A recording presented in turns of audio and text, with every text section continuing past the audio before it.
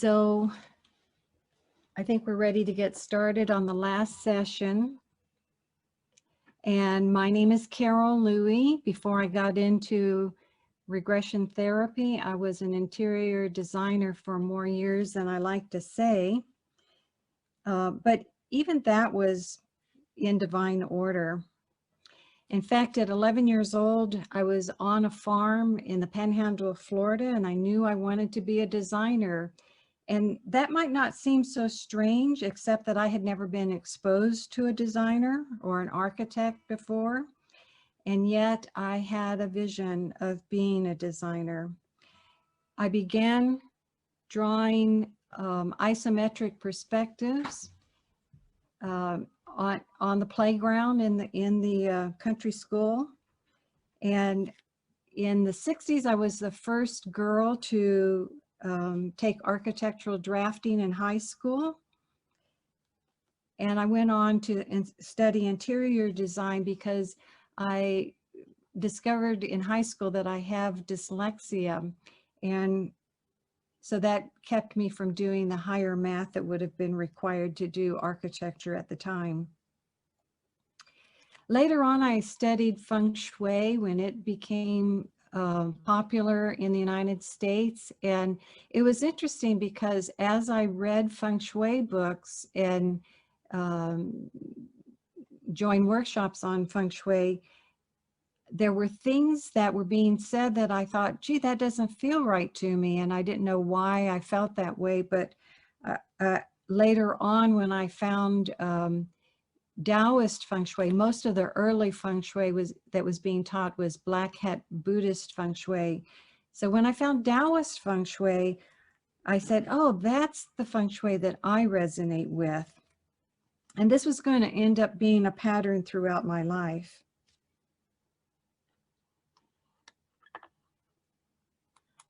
I'll come back to that in a moment, but first I want to tell you what my turning point was. In 1990, my father died, and I really didn't have a very good relationship with my father. So when I felt his presence at his funeral, I had to pay attention. And not only did I feel his presence, I knew he was angry about something, and yet I couldn't quite make a contact with him. I had seen ghosts all of my life, but I was afraid of them. And until when I was 10 years old, I was on the farm, my maternal grandmother's farm, and I asked my granny who were the people that walked through the house in the middle of the night. And she told me that they were relatives who would come to her to try to get her attention and give her messages. I still wasn't comfortable talking with ghosts, and so I knew I had to do something about it.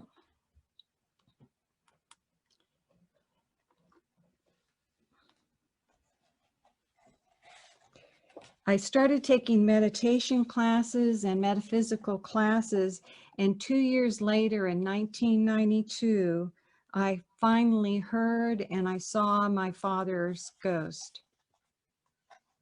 I was in a meditation class, and so I want to share with you the excerpt from my book, Conversations with a Hungry Ghost, about that experience.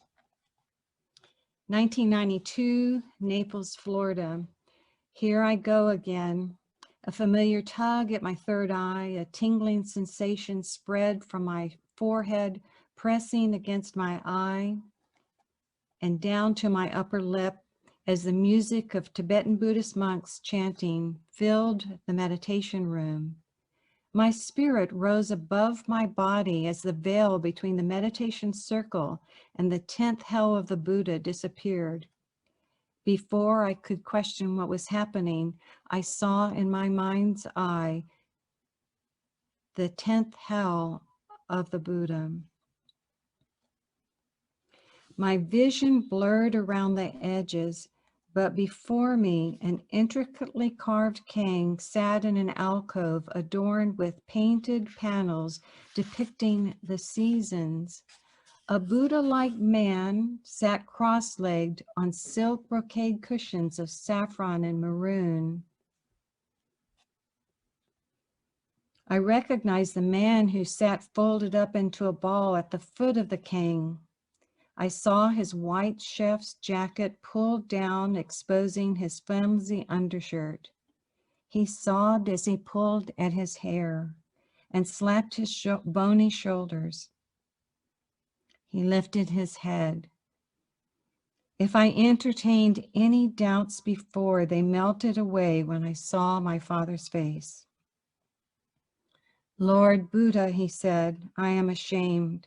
I know what I did wrong. Looking around at the others who writhed in agony in their corners of the hell, he knew his sins had caught up with him. Will I be in the 10th hell forever? What can do? I watched Carole cry. I felt her suffering, what I did wrong. He sighed. Will I always be a hungry ghost in this hell forever, to be released only once a year during the festival of the hungry ghost? What I saw was not what I expected. No fire and brimstone, no devil with a pitchfork, images conjured up by my mother's Southern Baptist roots. But maybe Chinese hell and Buddhist hell are different. What is hell after all? I had a feeling I was going to find out. I knew that Dad was in the 10th hell because he had verbally and physically abused my mother and because he had sexually abused me when I was 9 years old. We ran away from him, and on the trip between California and Florida, I crawled up in the space between the back seat and the rear view window, and I cried, but I heard a small voice say to me, everything happens for a reason, and one day you will understand. In that moment, I felt calmness. I had not known for months. In 1992, I finally accepted, or a more appropriate word might be surrendered to my gift that I saw ghosts. And I knew that it was to be able to help them heal as much as it was to be able to help human beings, but it was also my healing process. Then the universe guided me to Sanea Roman. As I say, when the student is ready, the teacher will appear. I had asked the universe for guidance, and during a meditation, I heard the word Orin. That was an unusual name, so I asked the guide to spell it, O-R-I-N. Then not long after that meditation, I was at a friend's house and a book fell off the shelf. The book was Living with Joy by Sanea Roman. And as I read the preface, she mentioned that she channeled a being named Orin, the same spelling. So I began studying with Sanea and Orin, learning how to develop my mediumship, my channeling skills, and yet to stay grounded and centered. And then the universe guided me to Brian Weiss and Carole Bowman, because I believe I was meant to experience reincarnation differently than had I been raised Buddhist. I went to many Brian Weiss workshops, and in 2012 and 2015, I was fortunate to do his past life regression training. After the training in 2012, I had a private session with Carole Bowman. I knew about her work with children's past lives, and I had a feeling that that would help me release the memories from my childhood. And then I later trained with her in 2016. And as much as I loved their work and learned a lot from them, like the other practitioners, I realized that I was merging many modalities, the meditation practice, my gift as a medium, and other things into my regression work. I like to emphasize that life is a process and I am a work in progress. I'm doing it with love. In August 1992, I attended my first Brian Weiss workshop. The good news is that I arrived so early that I got to get a seat on the second row on stage. So I was only a few feet away from him. And I was ready to go to infinity and beyond, or so I thought. I followed along as he guided us to a happy childhood memory. For me, at that time, that wasn't the easiest thing to do. But sure enough, my Uncle Don showed up and was my guide. And then he guided us on the next leg of the journey, but I took a detour. I ended up in this strange cave. And I freaked out when this strange creature said to me, Kyoto Yama, and I knew what it meant. Follow me. I snapped out of my journey and wondered, what the hell? The drawing on the right is what I drew as I came out of that journey. The cave looked to me like the Spanish architect Antoni Gaudi, and the guide looked to me like the light beings in the movie Cocoon. Remember, that was 1992, and I was new to this stuff. I had a lot to learn. Fast forward 20 years to 2012. After all those years of time traveling, I had earned enough frequent flyer miles for the trip of a lifetime. I was at the Brian Weiss training. I was the subject as one of the other practitioners was guiding me through a journey, and I got to go back exactly to the point where I had left off 20 years ago. And then I had the most amazing journey. I did some very crude sketches, which these represent. They can't begin to describe what I felt, but I'll never forget that.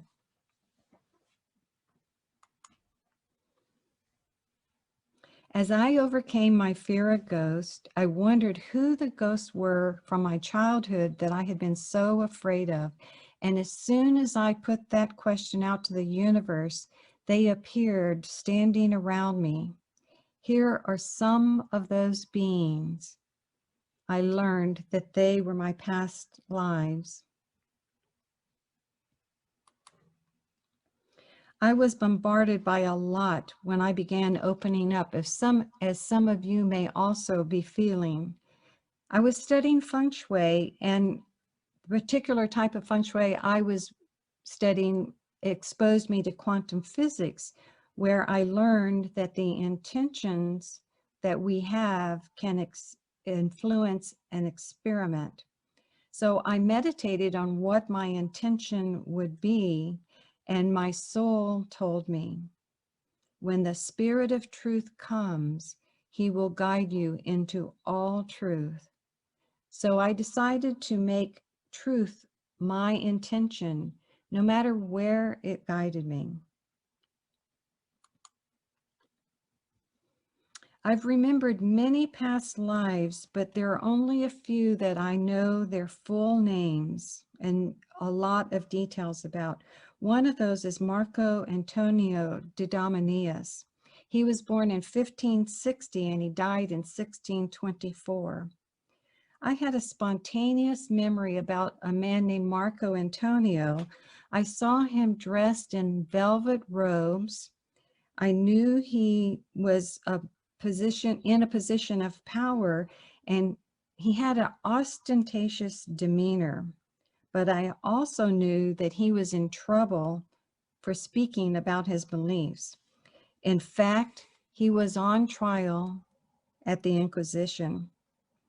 I felt his anger toward the Catholic Church, his frustration with narrow-minded people, and at the same time, his curiosity about science and his desire to unite others in open discussion. Not an easy task at the time. Months later, I heard the name or the words Deudamoneus. I didn't realize that they actually went together until I was at a friend's funeral. And my friend was Catholic. I became so angry in the funeral that when I finally got out of the funeral, I went to my car and I let out a primal scream. That's a really good exercise to do, by the way. And in that moment that I released that scream, I heard the soft voice from my childhood say, "Go to the library." And I thought, you've got to be kidding. What is this all about? But I knew that I needed to follow the instructions and I needed to do it right then and there. At the library, I said, look, I don't have a whole lot of time for this, so you better hurry up. And the voice said, go to the reference section. So I went to the reference section. I do a form of psychic work called psychometry, where I use my left hand. And in this case, I used my left hand as a Geiger counter. It guided me to an encyclopedia about religious figures. It was a pretty thick book, so I held the book in both of my hands. I asked the book to show me what it was guiding me to. And when I opened it up to the life of Marco Antonio Deudamoneus and the story of his life, including his trial during the Inquisition. I knew that I had to release his energy before I would be able to speak about my beliefs in reincarnation without fear of being killed for my beliefs. In fact, after I did the releasing ceremony for him, I found myself in a court of law. This time I was taking my design employer to court for money that he owed me. And when he had his lawyer say to the judge that he had fired me because I was crazy, because I believed in reincarnation, you can imagine how shocked I was. In fact, I had a panic attack, and I had learned how to do breath work to compensate for a panic attack. So I did the breath work, I composed myself, and then I stood up very slowly and I said, I don't have proof with me today that I resigned rather than him firing me. And I don't feel like reincarnation has anything to do with this case, but not only do I believe in reincarnation, I am a regression therapist. So I had learned the lesson from Marco Antonio about how not to speak so that I could speak my truth quietly and gently and not be afraid to talk about reincarnation. It's my truth, but I don't need to convince anybody to believe in it. And just a side note about Marco Antonio that influences me today. Marco Antonio was a mathematician and a scientist. He followed Galileo and Copernicus. In fact, Galileo went to Marco Antonio's trial, and it said that that was one of the reasons why he recanted his position. But I know that the idea that mankind believed for 1,000 years that the sun revolved around the earth and later changed the belief gives me hope that there are many beliefs that we are letting go of. Maybe that's what this whole COVID-19 is giving us an opportunity to do.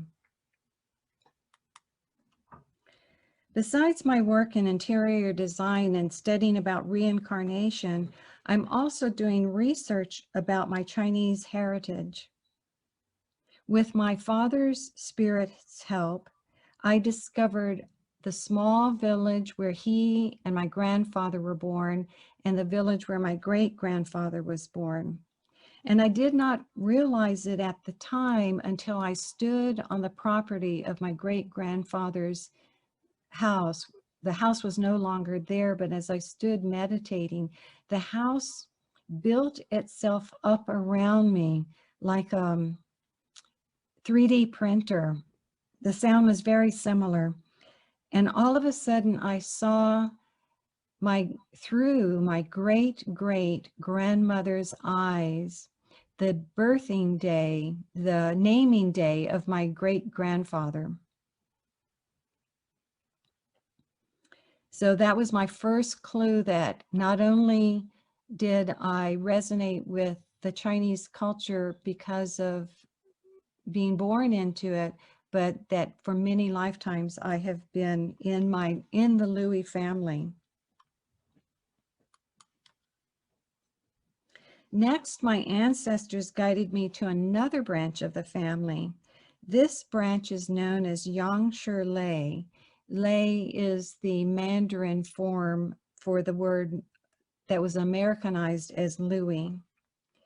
Yangshi Lei was 8 generations of architects who designed for the last 8 generations of the Qing dynasty emperors. As I did my research about this part of the family tree, I realized that I really connected with the 5th generation, whose name was Lei Jingshu. He was born in 1813 and he died in 1866. Last year, in 2018, I went back to China to do more research about this branch of the family. And I revisited the Forbidden City, the Temple of Heaven, and the Summer Palace that they designed for the Qing Dynasty emperors. You can imagine how it must have felt walking in those footsteps where they had been before. And I was really fortunate to meet the 10th and 11th generation descendants of Yangshi Lei. Even though we couldn't speak the same language, we connected with a bond that is indescribable. Lei Zhongbao asked me to write their story for the English audience. And I really didn't have an intention of doing that, but his request overwhelmed me, and so I did after I came back. And I came back in November and I was scheduled to do my session with Joanne DiMaggio for her latest research project. I thought I might go back to a different lifetime because this was really new to me to have remembered that I was part of this family, but I went right back to Lei Jingshu. And I love what it revealed to me, particularly during the time of the Second Opium War in about 1865. Lei Jingshu was responsible for saving the documents and the models that Yangshi Lei had built. They were in the Summer Palace, and if he had not removed them from the Summer Palace to his private home, they surely would have been destroyed during the Second Opium War. So I was grateful for his hindsight, his foresight.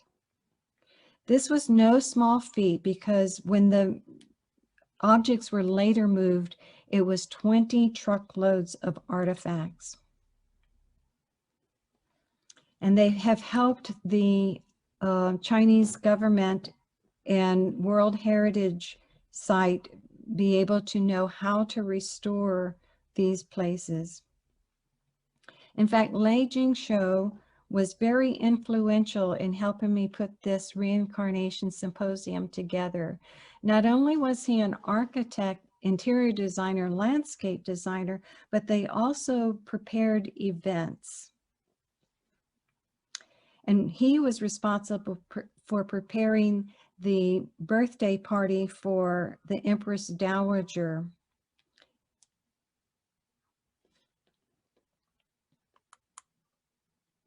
Sorry, this picture is a little bit fuzzy. It's from the 2016 regression training class with Carole Louie. During that class and training, when I was a subject, I was able to get in touch with the masters, and they guided me to this place where I had not been prior to that. But they also called me up and said, why do you keep your mediumship separate from your regression work? You know you do both. You see past lives when you do mediumship work. You see a person's journey as they're going through their journey. And so ever since then, I have claimed that on my business card, both as a medium and a past life regression therapist.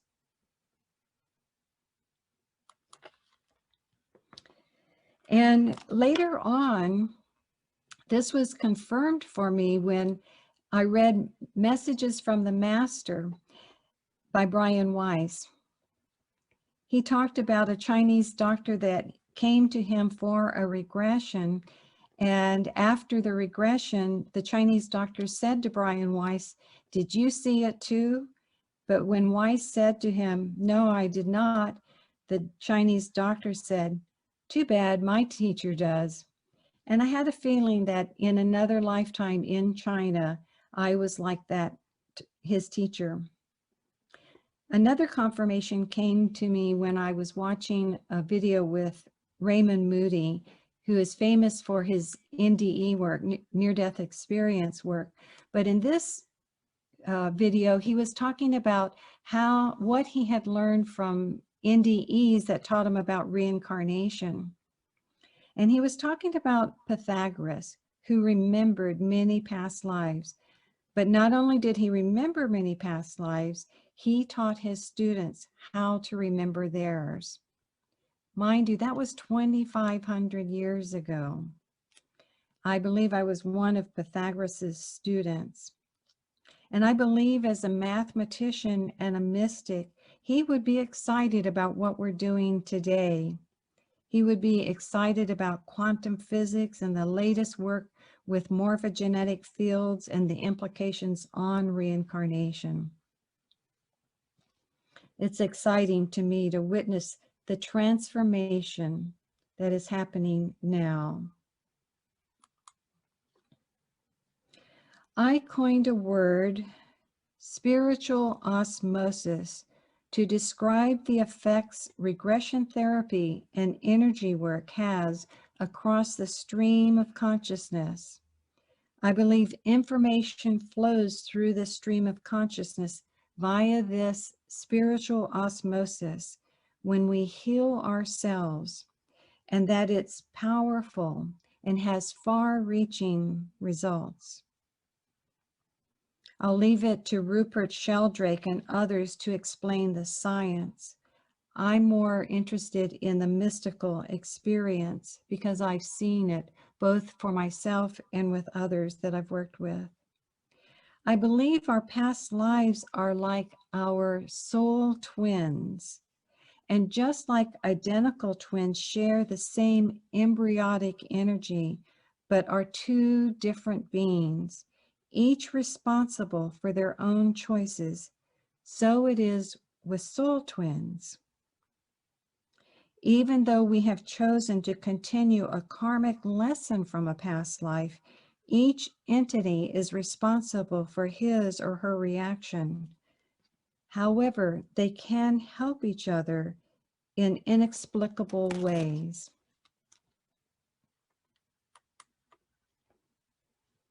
So at any given moment, we have a myriad of choices. We usually think of possibilities when we think of the future. We have had many possible futures, and the same is true for our past lives. So just as you can circumnavigate the wind currents by using a parachute when you jump out of a plane, your consciousness can circumnavigate many possibilities, or create alternate realities at any given moment. Come back to the idea of spiritual osmosis, information flowing on the stream of consciousness between you and your past lives. As a medium, I witnessed this phenomena. Therefore, when a past life becomes more consciously aware, he or she can choose a different choice to take at the intersection of his or her life. The logical mind might be spinning right now, but consider how perceptions can be stronger than reality. For example, think about an experience you and your siblings had as children. As adults, someone brings up an experience only to discover that sibling A had a completely different perception of that experience than sibling B. How many times do we live our lives from the perceptions, even erroneous ones, we had as children? Such was the case with James. The memory of James was the hardest ones for me to reckon with. It challenged everything I was raised to believe as a Christian and shined a light on much misinformation. But it made sense to me why I felt something was not right when I read certain chapters in the Bible, particularly the chapters related to Paul. The initial memory of James, the brother of Jesus, was very much like the historical records about James, but not just the records in the Bible, for many historians also recorded James' history 2,000 years ago. I remembered his life, and then I would be guided to those historians, and the data would back up what I remembered. James became the head of the Jesus movement in Jerusalem, and he was allowed into the Holy of Holies in the Temple of Jerusalem. He spent many years praying for others, but he had difficulties with Paul and Peter. In 62 AD, he was stoned to death. His animosity towards Paul rose up in me again in the 1990s, and I felt the anger as I read those chapters in the Bible attributed to Paul. And then again, when I read the book, The Messengers, a book about the life of Nick Bunick, a businessman who was told he was the reincarnation of Paul. I was fortunate to meet Julia Ingram, his past life regression therapist and co-author of the book. She helped me get in touch with my memories about James and why I felt so angry with Paul. And she included part of James's story in her book, The Lost Sisterhood. One of the lessons James struggled with was feeling inadequate for leadership. Feeling responsible for everyone was another lesson. After my digging through the current research about James in the early movement and learning about how reincarnation works, James did some soul searching. After meditating, he decided that he would venture out on his own path. This was an alternate reality experience. He invited others to join him to create a new community away from the Jerusalem church. And in this alternate reality, he did not confront Paul or the elders of the Sanhedrin, and he was not stoned to death.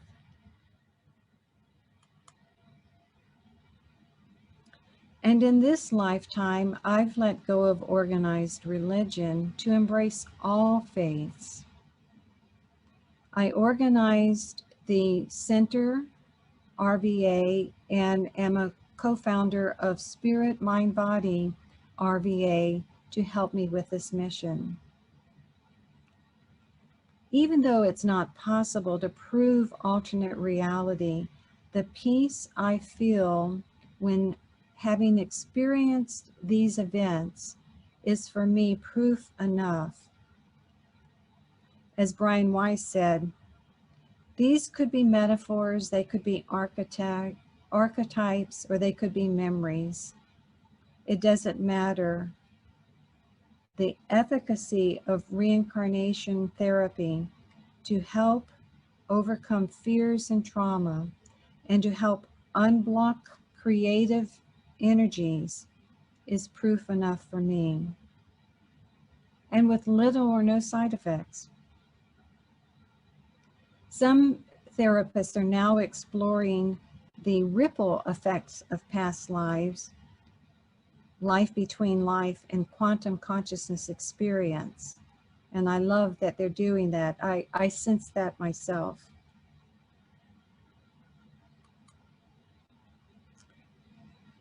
One more thing.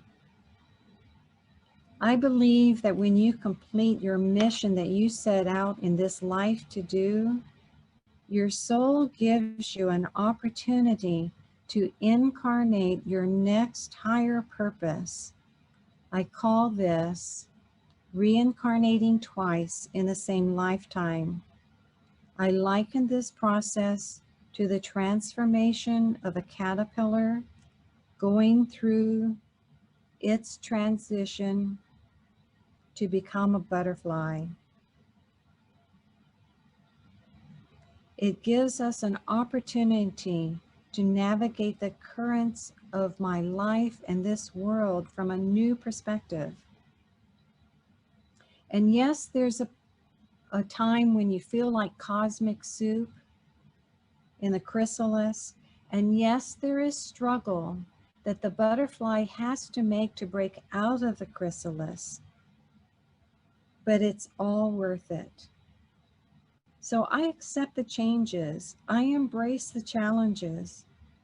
And I am happy with who I am becoming today. When I began remembering my past lives, I was guided to write their stories in short story form. One of the first lives I remembered was Anne Marie, a young Jewish girl who was killed during the Holocaust by an officer who was also a pedophile.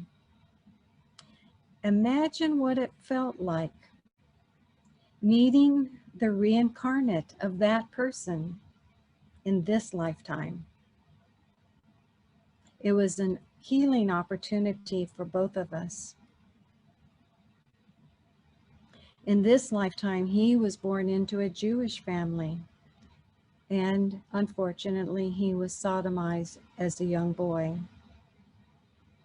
But when we recognized who we were, that completely transformed that energy. I really didn't want to write because of my dyslexia, but the stories had a life of their own.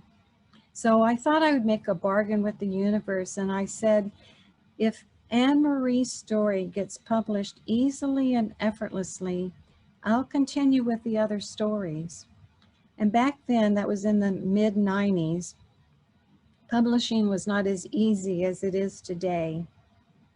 However, my story, I remember, was one of the stories included in the anthology by Rabbi Yonason Gershom, From Ashes to Healing, Mystical Encounters with the Holocaust. And slowly but surely, I'm working on the other stories. My next book will include 11 past lives. They'll be written in storyteller format, with each of the past lives telling their stories as a short story followed by a backstory that I'll write as a regression therapist to show how the dots are connected between those lives and this one. That, as I mentioned, I'm learning more about the process of reincarnation than what the ancient texts reveal. I believe my experience have been at a quantum level, showing me how the past, present, and future are all happening simultaneously and how they affect one another at the same time. Even though it has taken a long time to discover my soul's purpose in this incarnation, I can look back and know that everything was happening in divine order, that each step along the way was a necessary step in my process, and I feel blessed to know my life purpose, to be able to contribute whatever I can as a regression therapist to help people heal the past, to be happier in the present, and to create a beautiful future.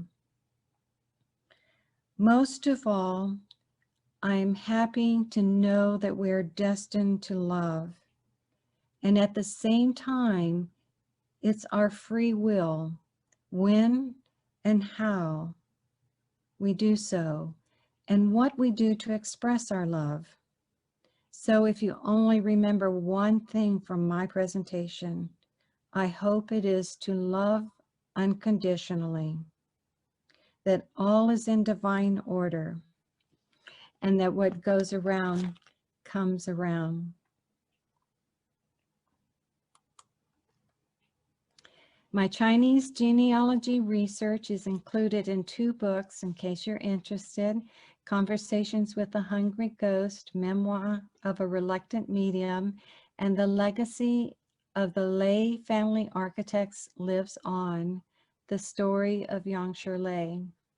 Conversations includes the story about the past life that connected my mother and father and me. I'll never forget that moment when I had a spontaneous life between life and saw the moment that I said, I have to reunite with those 2 people. My mother was from the farm in Florida. My father had been born in China, and yet they came together in San Francisco. How fortuitous that was for me. And I wasn't going to miss the opportunity. It was an opportunity to heal.